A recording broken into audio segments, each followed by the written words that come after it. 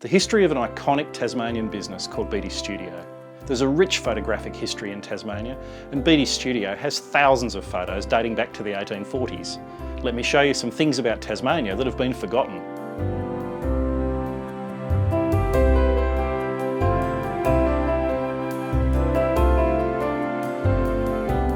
G'day and welcome to Forgotten Tasmania. I'm John Stevenson. In the previous episode I talked about Mr. Beattie. Well, Beatties Studio is so much more than just the work of John Watt Beattie. The history of photography in Tasmania probably starts with Thomas Brown, who had a Daguerreotype studio in Hobart. He very soon had some competition from a man called Thomas Bock, and Brown's idea of how to compete was to lower his prices, so maybe that contributed to him not being in business quite as long as he should have been. I realise that I've used the term Daguerreotype quite a few times in these videos, but I haven't actually explained what it is, and a lot of people won't know. We need to look back at the very early history of photography. Back in Egyptian times, ancient Egypt, many thousands of years ago, they first discovered that if you took a completely dark room, an obscured room, and made a little pinhole in the outside, that the sunlight from outside would project an image of what was happening on the wall. And this was the first camera obscura, as it became known in Latin times. And then race was on to capture that image, to freeze it, to keep it so that it was there forever. And in 1800 they started to think about different forms of chemistry and that would capture this. And a Frenchman called Louis Daguerre, he discovered that a piece of highly polished copper coated with chemicals like silver and mercury and some other pretty noxious stuff, when exposed to light, it would retain the image from the light. If you exposed it enough daylight, it would sort of eat in the image, and then a few more chemicals applied after, and you could fix that image. And he came up with the Daguerreotype, which is the very first type of photography. And these were really popular, as you can imagine, because all of a sudden you could keep an image and hand it on, and people could see pictures of their relatives. You could actually find out what your grandfather looked like, even though he might have died long before you were born. It was a revolution in technology in those days. And that's what the Daguerreotype is, the very first type of photograph. Thomas Bock was an artist, a painter, and in 1848 he moved to doing Daguerreotype photography. He's noted though for his drawings of the Tasmanian Aboriginal people, and those drawings are still around today. They're in the National Library in Canberra, and in fact they made a tour of Tasmania only about a year ago. He was succeeded by his stepson Alfred Bock, who was also a painter. And Alfred is noted because he did a lot of hand colouring of his work. So it was black and white photography in those days. The colour had to be painted on with oil paint over the top of the photograph. And apparently Alfred was a little bit heavy-handed with his oil paint, so that's how we recognise his style. Alfred Bock was succeeded by Thomas Nevin, who's noted for his pictures of convicted prisoners. Also of note is Charles Woolley, who is sometimes dismissed as being a non-professional photographer, but he's the one who photographed the controversially named Last Tasmanians, the Tasmanian Aboriginals, in 1866. And those, they're very significant pictures today, so I think dismissing him as an amateur is a little unfair. Next is Samuel Clifford, who is remembered for his pictures of Port Arthur, and those are definitely in the Beatties Studio collection today. In 1878, he sold his business to the Anson brothers, Henry, Richard and Joshua. Now, we didn't have copyright law quite the way we have it today, so Joshua seems to have got himself into a bit of trouble. He, we believe, took some pictures, copyright theft, from H.H. Bailey, a noted photographer of the time, and so he was charged in the court. And the offence in those days was stealing the paper that the actual photographs were on.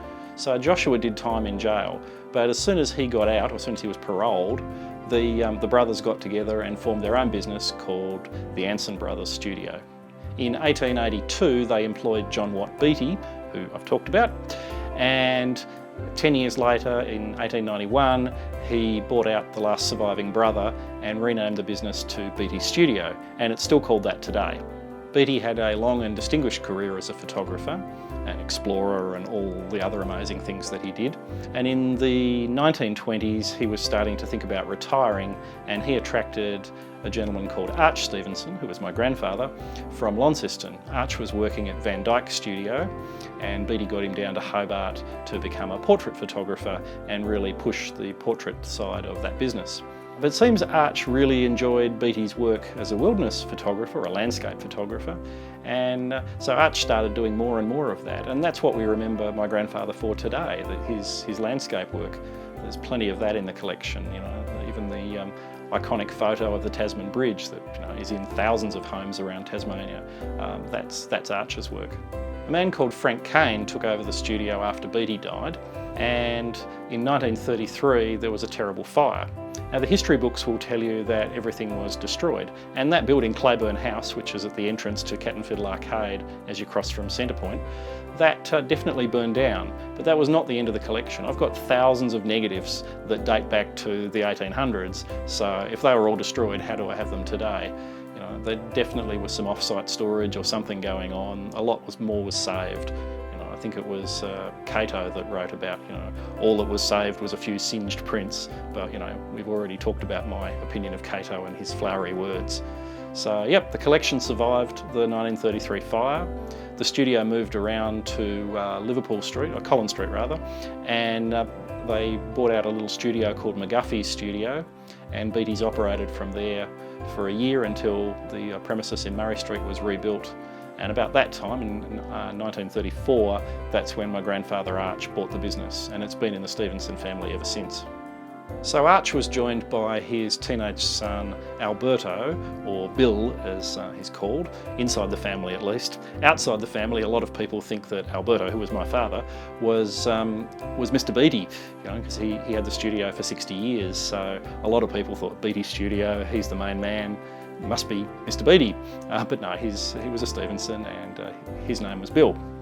So Bill came in as a teenager. I remember Dad telling me about, how he started sweeping the floors and progressed from there. And Dad was really interested in making it a portrait studio. So he kind of turned his back a little bit on the landscape stuff that had been going on and concentrated on doing portraits. And Dad told me that he'd studied lighting, and he really liked the works of the classic painters like Rembrandt and that dark style of lighting with the shadows and things. So that's what Dad tried to do, and he got awards and things for it, and he was quite successful. He brought in my brother William, who was known as Young Bill, so we had Old Bill and Young Bill, and let me tell you, both of them hated those terms. So these days William prefers William, and that's all good. And William came in, and he's noted for his wedding stuff. So he photographed many weddings, as well as studio stuff. I remember he took the portraits of some of the Tasmanian politicians that formed the so-called Rogues Gallery down in Parliament House. And William was really the one who realised the value in the historic collection. In 1988, Dad opened a Beatties Photographic Museum in their premises at Cat and Fiddle Arcade, and we had a big opening, and there were lots of photos on display there. And then shortly after that, Dad started to think about retiring, and that's when William really got in there and thought, yeah, this is a really important thing. And as the studio premises in Cat and Fiddle closed in 1993, William was the one who kept the collection alive, and he still does prints today.